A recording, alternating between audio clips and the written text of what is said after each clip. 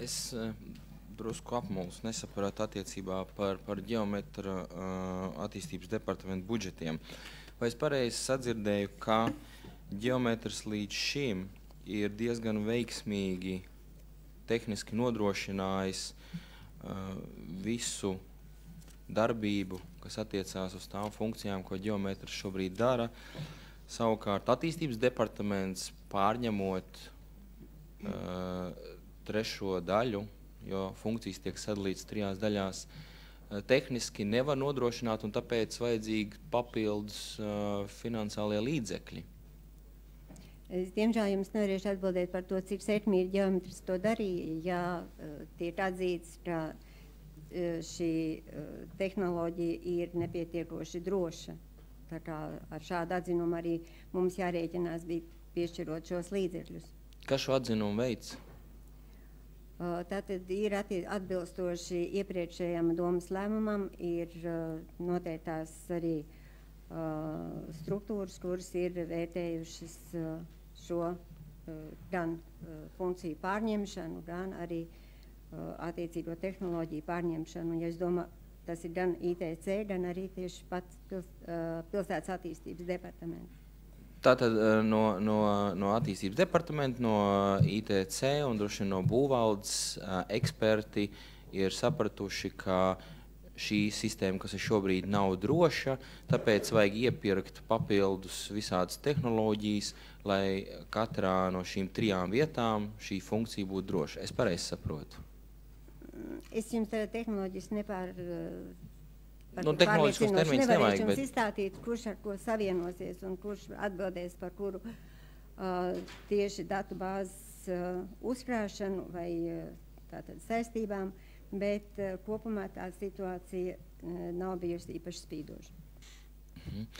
Sagiet, un kā jūs komentējat to situāciju, ka šobrīd attīstības departamentam, ITC un būvvaldei būs nepieciešami papildus līdzekļi, bet tajā pašā laikā man ziņotājs nevarēja pateikt, cik tad līdz šim ir bijuši ieņēmumi vai izdevumi ģeometram, kā rezultātā neviens tā īsti nevar novērtēt, kāds tad ieguvums būs šo visu funkciju pārdalīšanu 3 daļās, kuras diemžēl nav gatavs pat uzsākt šo darbību. Es jums varu minēt tikai 2 skaitļus, kurus mēs analizējām par iepriekšējo gadu, tātad 2011. Kurā Rīgas ģeometra ieņēmumi no Rīgas pašvaldības struktūra vienībām bija 137 819 latu, bet kopējais viņa apgrozījums bija 660 000 latu. Bet es tiešām gribētu šeit piekrist arī iepriekšējiem runātājiem, ka diemžēl mainās šie finansēšanas avoti un tā vietā, lai iekasētu maksu no iedzīvotājiem un komersantiem, kā bija atzīts arī šīs valsts kontrolas atzinumā, ka lielākā daļa izdevumu būs jāfinansē no pašvaldības budžeta.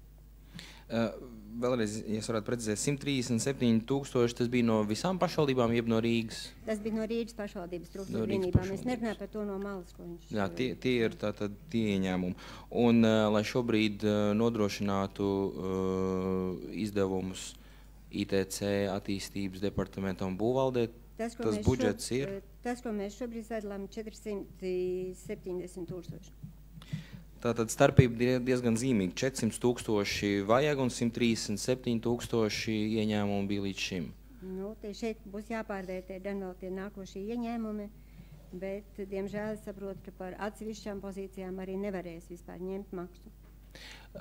Kā finansists, kā jums liekas, cik loģiski ir vispirms pieņemt atbilstošu lēmumu un pēc tam pārvērtēt, vērtēt finansiālo izdevīgumu, kas būs, kas nebūs?